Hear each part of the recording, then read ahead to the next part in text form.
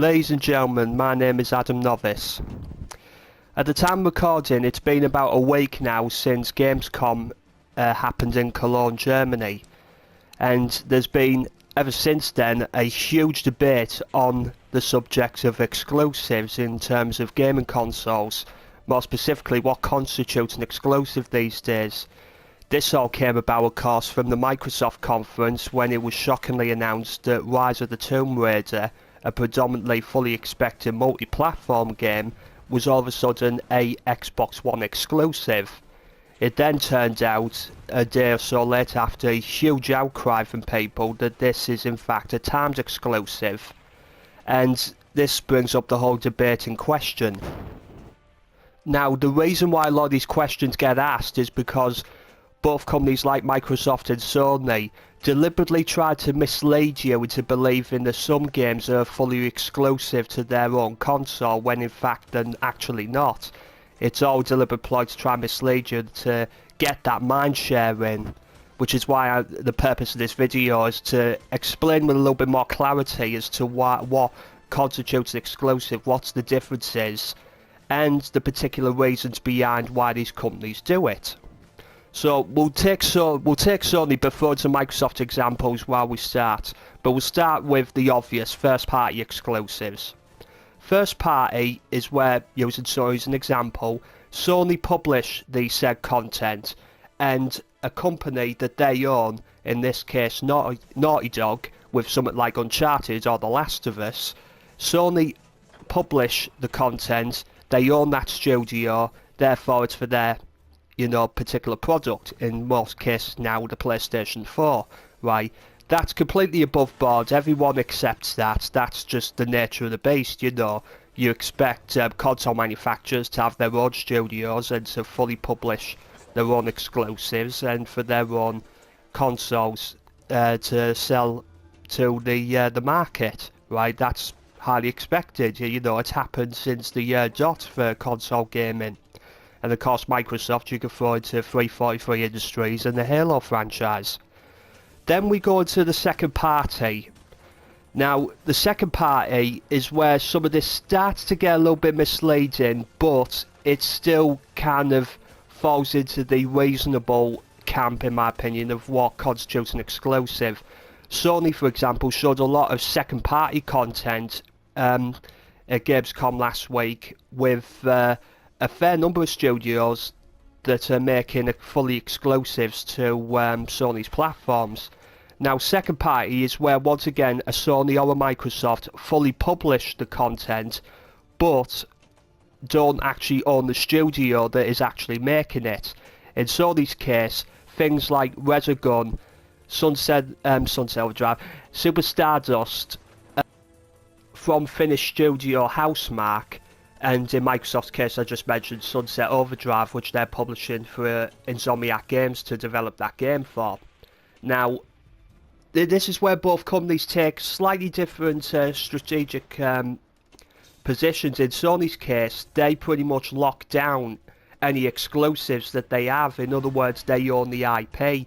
I think pretty much nearly everything that any game that says Sony Computer Entertainment presents in their trailers or the beginning of a game usually means that Sony actually own the IP, and this goes all the way back to the end of the PS1 era or more specifically the start of the PS2 era, when Sony's biggest exclusives were Crash Bandicoot and Spyro the Dragon, which were made by both Naughty Dog and Insomniac Games respectively. Sony had a joint publishing deal with Universal at the time, but Universal actually held the IP rights to them, but Sony ended up losing both those games as they then went multi-platform and they became less significant as a result. So Sony managed in that time to sign Naughty Dog on as a full-on first-party developer, and they managed to keep Insomniac as a second-party developer. But Sony nevertheless have took lessons from that and made sure that any games that were going to be exclusive to their system remained exclusive, in the long run. And that's why most second party games that Sony own, they actually own the IP. Now, some idiots on Twitter, when the whole Rise of the Tomb Raider thing came out, said, well, what about Bloodborne by From Software? How come there wasn't an outcry over that? Well, that's a different thing entirely. That's a second-party exclusive.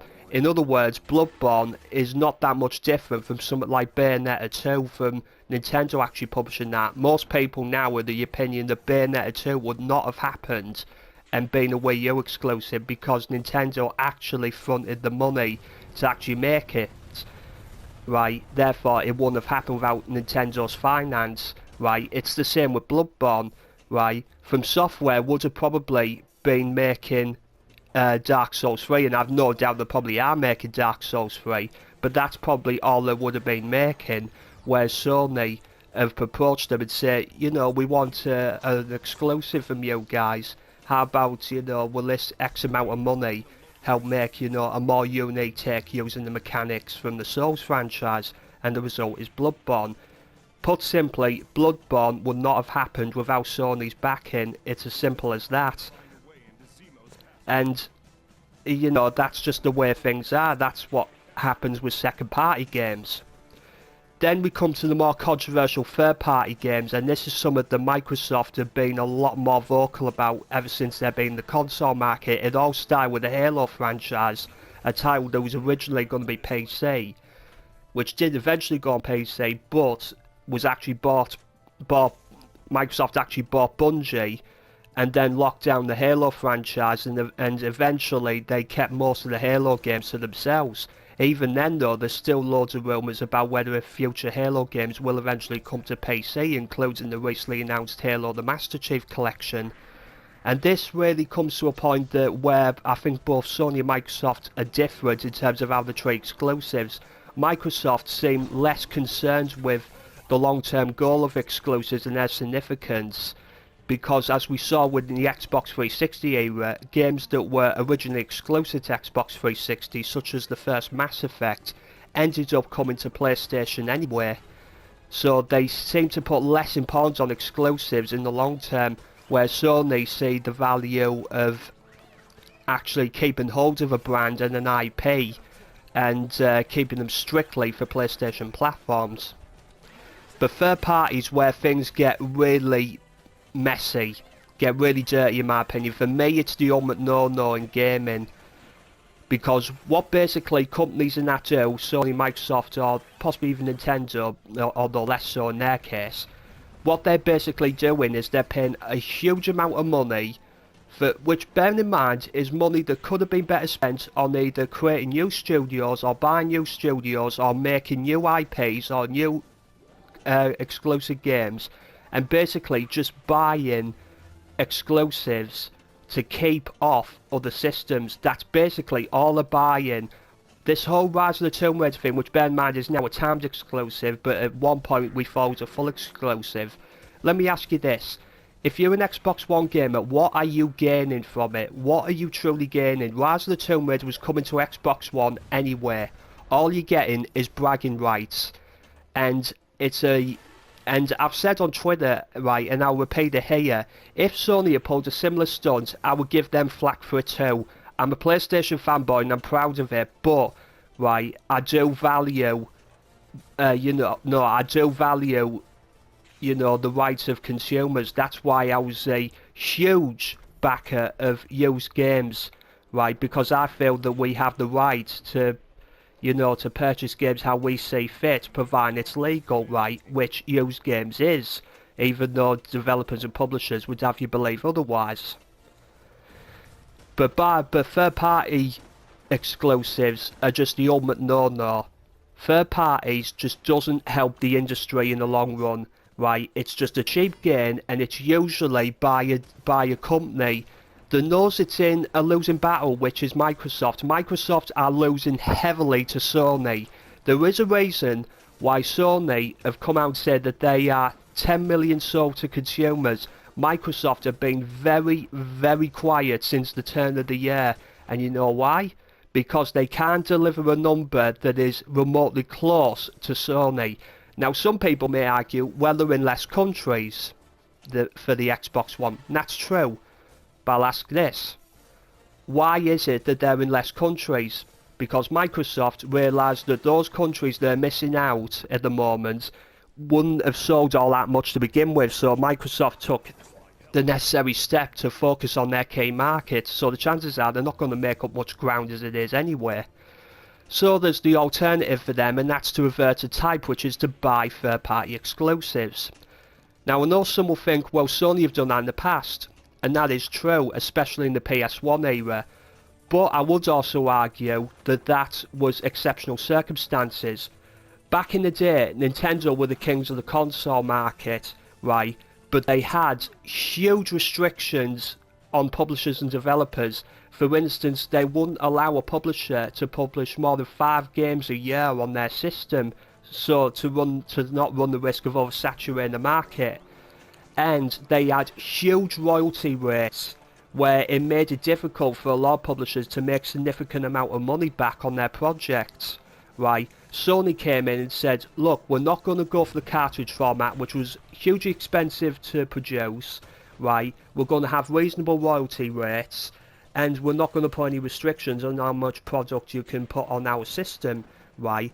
And that is the reason why, especially going to the CD format, they were able to nail exclusives like Final Fantasy VII and Metal Gear Solid, games that their creators had huge ambitions for, that the cartridge format just wouldn't have been capable of in terms of memory, right? Final Fantasy VII would not have fitted a Nintendo cartridge. It is, you know, simple as that. But Sony have been less archaic, as we say, about trying to get third-party exclusives. There is the odd example, but they have been more focusing on cultivating developers and getting second-party, first-party stuff on their system. Now we come to the more, shall we say, confusing aspect of exclusives, and that is the result of timed. As the way I see it is, timed exclusive is fine if it's a small independent developer, right? A lot of these teams, let's take example Hello Games' No Man's Sky, they're a team of 10. They can't afford to afford the resources to put their game, to port their game onto multiple systems like a PC or an Xbox One, right, to launch same day. They don't have the resources. Sony have got around this on a couple of occasions with a recent game that was released on PS4 and Vita and Steam at the same time, a game called Mousecraft, right? And the reason for that is that Sony put a development team called Curve Studio, who are a prolific indie developer, to actually port alongside the developers of the said game, so that Sony can release it, so that basically they can get the game out same days on Steam, right? In other words, Sony are fronting the money to help port these games over. That's something that Microsoft could do and something Nintendo could do, but it would be a bit of an expense for them, right? And really, there's probably not much reason for that for Microsoft, because they're really only now supporting one system, that's Xbox One. They're less focused on Xbox 360 now, whereas Sony still have 3 systems to support, and history has told us that they will continue to support PS3 and the Vita. Now, there's been a lot of criticism about lack of exclusive Vita, and that is true, but nevertheless, a lot of indie games are still very much coming to Vita, and it's very much a big carrot to dangle for indie developers to say, look, right, we can help you get onto that system. And that's why Sony have got the jump on many indie games over Microsoft, because these indie developers are being given the leeway to have their game ported onto 3 separate systems as well as PC, and therefore they're getting good amount of coverage and exposure from it. But where timed exclusive gets rotten is, once again, comes back to the rise of the Tomb Raider, right? Any AAA game, that's a no-no, right? It basically comes back to the argument that you're just basically buying an exclusive just to keep off other systems. It just doesn't work, right? And it's completely dickish for the industry. And I'm sorry, I know this is a PlayStation channel, but this is mainly a tactic adopted by Microsoft, and the sooner they drop it, the better for the whole industry in general. So that's just what I wanted to say about the nature of exclusives and what they mean and their differences. Hope you enjoyed watching, and I'll see you again very soon. Be lucky.